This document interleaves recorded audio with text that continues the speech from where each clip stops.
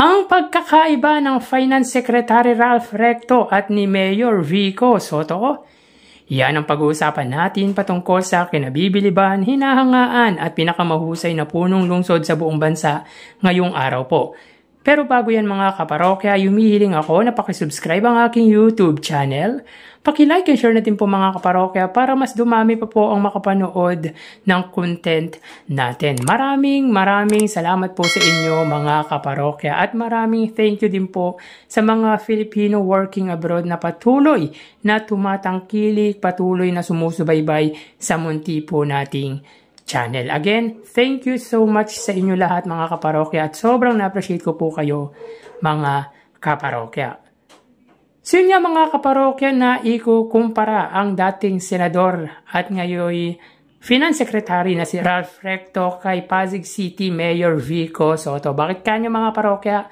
Ayon sa post nito ng Family is Love na may 905,000 followers sa kanyang Facebook page, Pasig Mayor Vico Soto saves 1 billion every year without raising taxes, while Finance Secretary Ralph Recto is proposing to increase capital gains, donor, and estate taxes from 6% to 10% to collect 300 billion by 2030.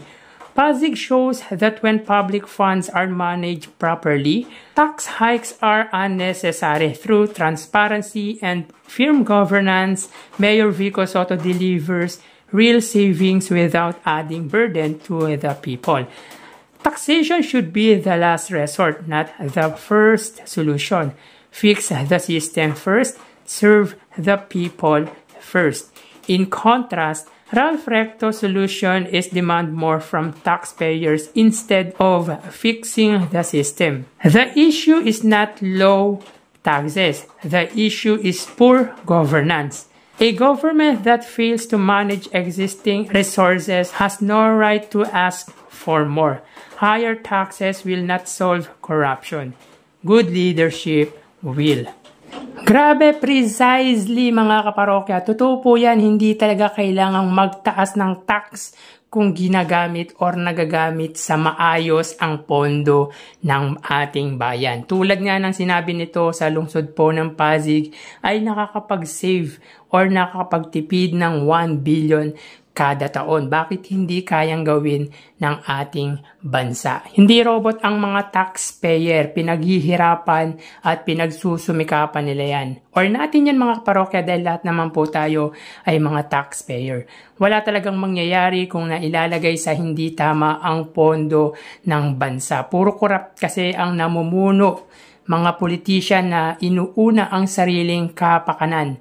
Kamakailan nga mga kaparokya ay may na-impose na naman na tax para sa mayroong matagal na savings sa bangko na 100,000 pataas if I'm not mistaken. Sabihin na natin na hindi naman tayo maaapektuhan nun or matatamaan nun, pero syempre mabigat pa din yung halaga na mawawala para sa nagpakahirap mag-ipon ng ganong kalaking pera. Kumbaga, tubo yun ng inipon nila, mababawasan pa. Ang tamang gawin ng gobyerno mga kaparokya para sa akin ay ilaan ang pondo ng bansa sa tama. Ang nahihirapan tayo mga taxpayers, lalo na yung mga kumikita lang ng sapat tapos mababawasan pa ng tax para sa 300 billion na yan. Bakit sa Pasig nakakapagtipid ng 1 billion kada taon? Kasi maayos ang namumuno, hindi corrupt, na ilalaan sa tama ang pondo. Kung lahat sana ng politician dito sa bansa ay tulad ng mindset na meron ang butihing mayor, sana maunlad ang ating inang bayan. Hindi kailangang magtaas ng tax. Tulad sa Pasig, sabi ni Mayor Vico Soto, hanggat siya ang mayor, hindi nila kailangang magtaas ng tax sa lungsod ng Pasig. Ang sarap pakinggan na may assurance ang mga Pasigueño sa punong lungsod nila. 6 to 10% adding taxes para makalikom ng 300 billion by 2030. Mabigat na pasanin yun sa mga taxpayers. Marami nang magagawa, ang perang mawawala sa mga ito. Pasok na pasok lahat ng sinabi ng message na ito mga kaparokya. Puro na lang sila pagtaas ng tax pero hindi naman inaayos ang ating gobyerno. Hindi din maganda ang mga serbisyo ng mga government agencies dito sa bansa.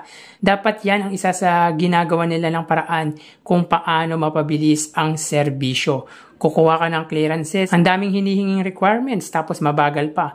Kaya hindi worth it din para sa mga taxpayers ang itaas ito dahil pati sa serbisyo ng gobyerno hindi maayos.